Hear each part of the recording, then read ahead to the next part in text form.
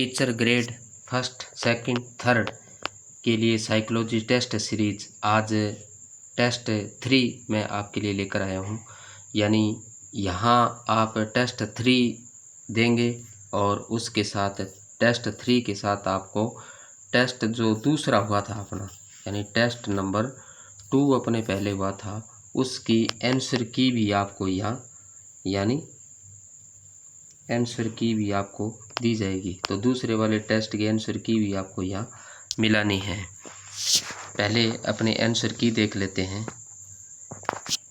Psychology test 2 जो पीछे हुआ था दूसरा, उसके आंसर की है, यानी पहला जो क्वेश्चन था उसका सही आंसर है सी, दूसरा क्वेश्चन था उसका सही आंसर है ए, तीसरा क्वेश्चन था उसका सही आंसर है सी, चौथा क्वेश्चन था उसका सही आंसर है बी, पांचवा क्वेश्चन था उसका सही आंसर है सी, छठे क्वेश्चन का सही आंसर बी, सातवें का ए, आठवें का ए, नौवें का सी, 10वें का ए, 11वें का सही आंसर है बी, 12वें का ए, 13वें का ए, 14वें का बी और 15वें का डी।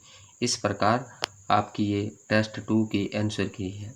अब टोटल ये आपका नहीं, एक क्वेश्चन था वो 2 नंबर का था और टोटल आपका जो टेस्ट है वो 30 नंबर का था। यानी 30 में से आपके कितने आते हैं, 30 में से 30 वाले या जो भी नंबर आते हैं वो इस वीडियो के कमेंट में अपना नाम और अपने नंबर अवश्य लिखें कि आपने कितने अंक अर्जित किए। उसके बाद साइकोलॉजी टेस्ट 3 यानी आपके लिए तीसरा टेस्ट दिया जा रहा है।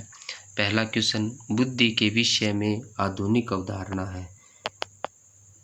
ऑप्शन ए, मस्तिष्क में तर्क करने का गुण। ऑप्शन बी, अनुभव से प्राप्त करने की योग्यता। ऑप्शन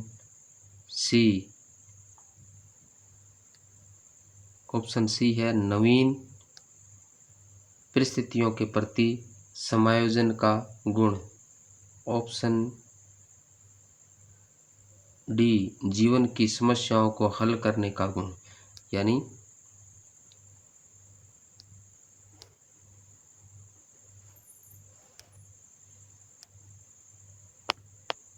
इनमें से कौन सा क्वेश्चन सही है उसमें आपको टिक मार्क करना है। अगला क्वेश्चन नंबर 2, निम्न में से किस का निश्चय केवल आनुवंशिकता के आधार पर होता है। यानी यहाँ आपको ऑप्शन ए बुद्धि, ऑप्शन बी विकास, ऑप्शन सी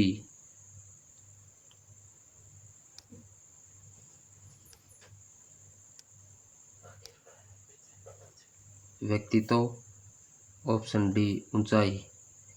इनमें से जो सही है उस ऑप्शन का चुनाव करें, कौन सा सही है। क्वेश्चन नंबर 3, बुद्धि लब्धि के संबंध में क्या तत्व है। यानी बुद्धि आयु से व्युत्क्रमी संबंधी, कालानुक्रमिक आयु से प्रत्यक्ष संबंधित है और कालानुक्रमिक आयु से व्युत्क्रमी संबंधित है। और डी है वो बौद्धिक तथा कालानुक्रमिक आयु दोनों से प्रत्यक्ष संबंधित हैं। यानी इनमें से कौन सा ऑप्शन आएगा वो आप चुन लें। क्वेश्चन 4, निम्न में से गिलफोर्ड ने कौन सा बुद्धि का सिद्धांत का प्रतिपादन किया। यानी गिलफोर्ड के बुद्धि के सिद्धांत के प्रतिपादन की आपको बताना है। बुद्धि का एक खंड सिद्धांत, बुद्धि का बहुखंड सिद्धांत, बुद्धि का त्रितंत्र सिद्धांत, बुद्धि का संरचना सिद्धांत। यानी यहाँ इन्होंने गिलफोर्ड ने कौन सा सिद्धांत दिया था वो आपको बताना। ऑप्शन सही ऑप्शन आपको चुनना है, तो यहाँ आप चुन लें। चौथा क्वेश्चन, निम्न में से गिलफोर्ड का कौन सा सिद्धांत है। ये इसमें से आपको ऑप्शन चुन लेना है, तो बताना है कौन सा है। अगला क्वेश्चन नंबर 5, अंतर्वैयक्तिक बुद्धि से तात्पर्य है। ऑप्शन ए, स्वयं की क्षमताओं या कमजोरियों की पहचान करना। ऑप्शन बी, दूसरों को अभिप्रेरित करने का कौशल। ऑप्शन सी, विभिन्न व्यक्तियों को समझने का कौशल। और ऑप्शन डी, दूसरों के साथ बातचीत करने का कौशल। तो ऑप्शन में से आपको चुनना है कि कौन सा ऑप्शन सही है। छठा क्वेश्चन, चेस तथा कार्ड को निम्न में से किस में वर्गीकृत किया जा सकता है। लड़ाई वाले खेल, बौद्धिक खेल, गतिमान खेल और प्रायोगिक खेल, यानी इनमें से आपको सही ऑप्शन चुनना है। 7वां क्वेश्चन, निम्न में से कौन सा बच्चों के वेसलर बुद्धि मापनी की एक निष्पादन प्रणाली है, यानी वेसलर की बुद्धि मापन निष्पादन प्रणाली के बारे में आपको बताना है। ऑप्शन ए चित्रपूर्ति, ऑप्शन बी शाब्दिक तर्क, ऑप्शन सी समानता, ऑप्शन डी अंकगणित, यानी इनमें से कौन सा ऑप्शन आएगा वो आप चुन लें। क्वेश्चन नंबर 8वां, भावनात्मक बुद्धि का परिभाषिक शब्द टर्म देने वाली विद्वान हैं। भावनात्मक बुद्धि का परिभाषिक शब्द किसने दिया था? डेनियल गोलमैन ने, टर्मन ने, बिने ने, गार्डनर ने, यानी यहाँ आपको भावनात्मक बुद्धि का जो परिभाषिक शब्द है वो बताना है किसने दिया था। ऑप्शन आपको चुनाव करना है। क्वेश्चन नंबर 9वां, कक्षा 6 के बच्चे का औसत IQ होगा, यानी कक्षा 6 के बच्चे का औसत IQ बताना है। ए 30, बी 60, सी 100 और डी 140, यानी औसत आयु कितने, सही ऑप्शन आपको यहाँ पे चुनाना है।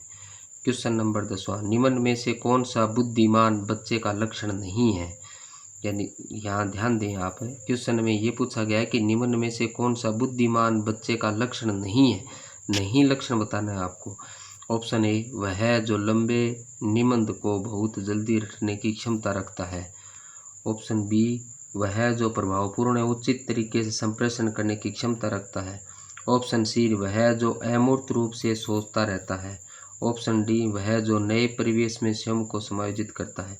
इनमें से कौन सा सही ऑप्शन है वो आप चुन लें। क्वेश्चन नंबर 11वां, क्या बुद्धिमान माता पिता यानी अभिभावक के बच्चे यानी उसकी संतानें सदैव पढ़ाई में तेज होते हैं, यानी क्या बुद्धिमान माता पिता यानी उसके जो अभिभावक होते हैं बच्चों के, बुद्धिमान बच्चों के, उनकी संतानें यानी उन अभिभावकों की संतानें सदैव पढ़ाई में तेज होते हैं? हाँ। ऑप्शन बी नहीं। ऑप्शन सी, मनोविज्ञान के संबंध में कोई उत्तर नहीं दे सकता। ऑप्शन सी, यह ईश्वर पर निर्भर है। यहाँ सही आपको करना है। क्वेश्चन नंबर 12वां, एक व्यक्ति को विभिन्न संवेगों की पहचान तथा महसूस करने और संवेगों पर नियंत्रण की उच्च योग्यता रखता है, उच्च होगा।